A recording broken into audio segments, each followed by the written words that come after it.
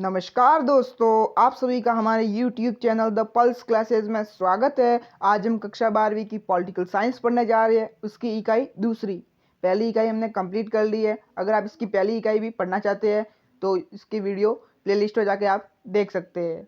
तो आज हम इकाई दूसरी का आधुनिक राजनीतिक अवधारणाएं का दूसरा अध्याय राजनीतिक संस्कृति के बारे में पढ़ेंगे।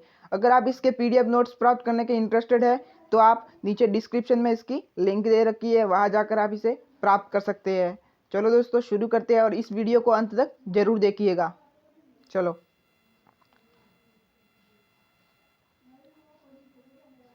राजनीतिक संस्कृति।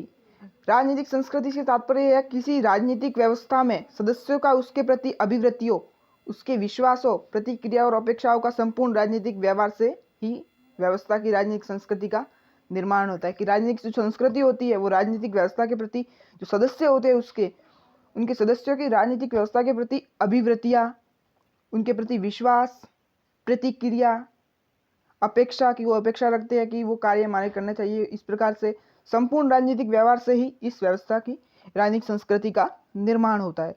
राजनीतिक संस्कृति को आमंड ने क्या कहा था? कार्य के प्रति अभिमुखीकरण। डेविड स्टर्न ने क्या कहा था? पर्यावरण। स्पीरो ने राजनीतिक शैली नाम से इसे संबोधित किया था।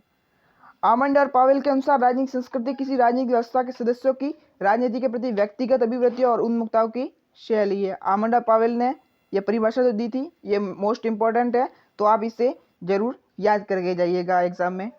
चलो दोस्तों फिर आगे बढ़ते हैं।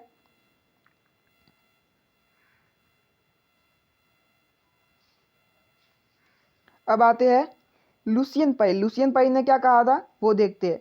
लुसियन पाई के शब्दों में राजनीतिक संस्कृति का संबंध अभिवृत्तियों और विश्वासों, भावनाओं के समूह से है। कि जो राजनीतिक संस्कृति है उसका जो संबंध है वो है अभिवृत्तियों, विश्वासों और भावनाओं, जो मनुष्य की जो भावनाएं होती है उसके समूह से, जो राजनीतिक प्रक्रिया को व्यापकता, सार्थकता प्रदान करते हैं। जो राजनीतिक प्रक्रिया होती है उसको व्यापकता प्रदान करते हैं, एक प्रकार से वास्तविकता, एक प्रकार से लाइसेंस प्रदान करते हैं और ऐसे अंत निहित विचार और नियम प्रदान करते हैं जो राजनीतिक व्यवस्था में,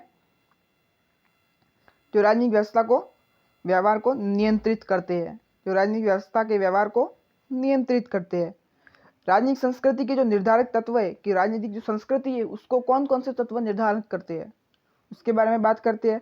तो उसमें जो पहला है वो है इतिहास। किसी भी व्यवस्था की राजनीतिक संस्कृति का निर्माण उस देश के ऐतिहासिक परंपराओं और प्रचलित मूल्यात्मक प्रणालियों के द्वारा होता है। कि किसी भी राजनीतिक संस्कृति कैसी होगी उसके पीछे उसका इतिहास का महत्वपूर्ण रोल होता है। उसके आधार पर, उसके इतिहास के आधार पर ही राजनीतिक संस्कृति का निर्माण होगा और उसी प्रकार की राजनीतिक संस्कृति होगी उस देश की। दूसरा है धार्मिक विश्वास। कि वर्तमान में धर्म राजनीतिक संस्कृति में समाज की राजनीतिक व्यवस्था और संस्थाएं किस प्रकार की होगी इस बात का निर्धारण करता है। कि वह जिस प्रकार का धर्म होगा वह उस प्रकार की संस्थाएं होगी, वह उस प्रकार की राजनीतिक व्यवस्थाएं होगी। जैसे कि कोई धर्म है, ईसाई धर्म है, तो वह उस प्रकार की राजनीतिक संस्कृति होगी, उस प्रकार की ही राजनीतिक संस्थाएं होगी, इस प्रकार से। फिर आता है भौगोलिक परिस्थिति। भौगोलिक परिस्थिति में दोस्तों जनसंख्या है, उपलब्ध संसाधन है और जनसंख्या की प्रकृति किस प्रकार से है और राजनीतिक संस्कृति के निर्माण में महती भूमिका निभाते हैं। जिसमें भौगोलिक स्थिति हो सकती है, उसकी धरातल कैसा होगा, उपलब्ध संसाधन कैसा होगा, जनसंख्या, उसकी प्रकृति के आधार पर राजनीतिक संस्कृति का निर्माण उसके अनुसार होता है। फिर आगे है सामाजिक और आर्थिक परिवेश। सामाजिक और आर्थिक परिवेश देश के सामाजिक, धार्मिक, जातिगत विभिन्नताओं, औद्योगिकीकरण, रूढ़िवादिता इत्यादि से भी राजनीतिक संस्कृति की प्रकृति निर्धारित होती है। कि जो रूढ़िवादिता होती है कि परंपरागत विचारों को मानते हैं, औद्योगिकीकरण जो कि नया युग आया है, और जातिगत विभिन्नता की जाति, धार्मिक धर्म के आधार पर जातिगत विभिन्नता पाई जाती है, उसके आधार पर भी संस्कृति, राजनीतिक संस्कृति का निर्धारण होता है। सबसे अंत में है विचारधाराएं। विचारधारा में हम कह सकते हैं उदारवादी विचारधारा है, मार्क्सवादी विचारधारा, जो कार्ल मार्क्स था उसकी एक विचारधारा थी, पूंजीवादी विचारधारा। जैसी विचारधाराओं ने अपने वैश्विक दृष्टिकोण के आधार पर ही राजनीतिक संस्कृति का निर्माण किया है। ये विचारधाराएं भी इसके निर्धारण में महत्वपूर्ण रोल अदा करती है। अब आगे देखते हैं राजनीतिक संस्कृति की विशेषताएं। कि राजनीतिक संस्कृति की विशेषताएं कौन कौन सी है उसके बारे में आज बात करते हैं।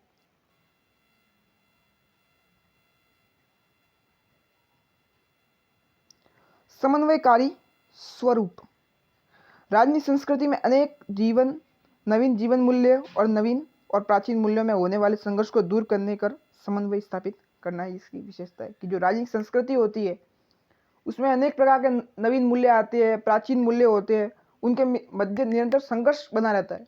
तो उस संघर्ष को दूर करना और समन्वय स्थापित करना, एक प्रकार से सामंजस्य स्थापित करना, दोनों में ही इसका प्रमुख उद्देश्य है राजनीतिक संस्कृति का।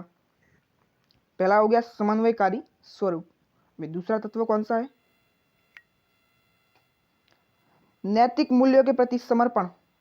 नैतिक मूल्यों की स्थापना में कभी समाज का धार्मिक स्वरूप योगदान देता है तो कभी सत्ता का स्वरूप योगदान देता है। कि जो नैतिक मूल्य होते हैं, जो कि सदाचार के, सत्य बोलना चाहिए, उस प्रकार से गुणवान होना चाहिए, उस प्रकार से चोरी नहीं करना, इसमें हम कुछ चीज़ें समाज से भी ग्रहण करते हैं। इसमें समाज का धार्मिक जो स्वरूप होता है उसमें भी कुछ अच्छी बातें होती है, नैतिक मूल्य, जिनको राजनीतिक संस्कृति में ग्रहण की जाती है। इसके साथ ही साथ कभी कभी सत्ता का, व्यवस्था का स्वरूप भी ग्रहण करते हैं। तीसरा है अमूर्त रूप, जो मूर्त नहीं है, जो जीवित नहीं है, उसके बारे में स्वरूप की बात करते हैं।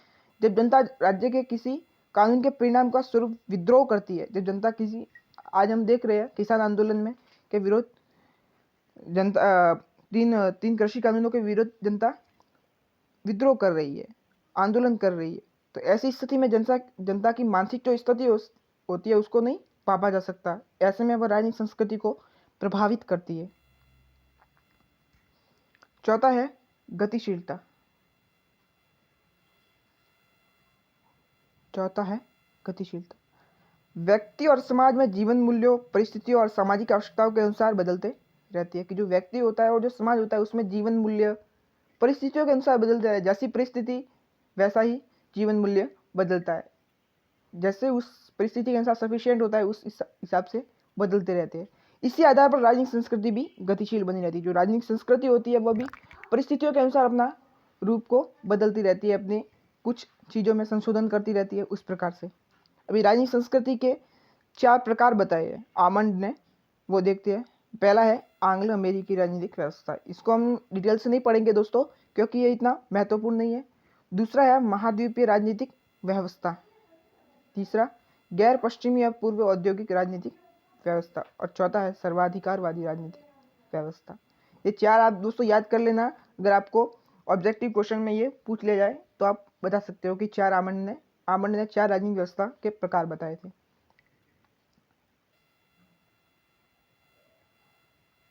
अब पढ़ते हैं राजनीतिक संस्कृति का महत्व। कि जो राजनीतिक संस्कृति है उसका महत्व क्या है। राजनीतिक संस्कृति का महत्व, इस अवधारणा के फलस्वरूप अध्ययनकर्ता का केंद्र बिंदु औपचारिक संस्थाएं न रहकर राजनीतिक समाज बन गया है। कि पहले क्या था, इस अवधारणा के फलस्वरूप अध्ययनकर्ता जो होता है उसका जो मूल बिंदु होता है वो औपचारिक संस्थाओं का अध्ययन करना न रहकर एक प्रकार से राजनीतिक समाज का अध्ययन करना हो गया है। दूसरा, राजनीतिक शास्त्रियों को राजनीतिक क्रियाओं के अध्ययन में सामाजिक व सांस्कृतिक तत्वों के लिए विवश करके राजनीतिक शास्त्र का विकास किया गया है। कि पहले जो राजनीतिक संस्कृति है, जो राजनीतिक शास्त्री है, राजनीतिक शास्त्रियों को राजनीतिक क्रियाओं के अध्ययन में सामाजिक और सांस्कृतिक तत्वों को अध्ययन करने पर विवश किया गया है। तीसरा, इसमें अध्ययन से विवेकशीलता लाने का प्रयत्न किया गया है। इसके अध्ययन से विवेकशीलता लाने का प्रयत्न किया गया है, एक विवेक युक्त व्यक्ति को बनाने का प्रयत्न किया गया। Thank you for watching video. अगर आपको ये वीडियो अच्छा लगा है तो लाइक कीजिए, शेयर कीजिए, कमेंट कीजिए और सब्सक्राइब प्लीज़ कीजिए। अगर आप इसके पिछले वीडियो देखना चाहते हैं तो प्लेलिस्ट में जाके आप देख सकते हैं।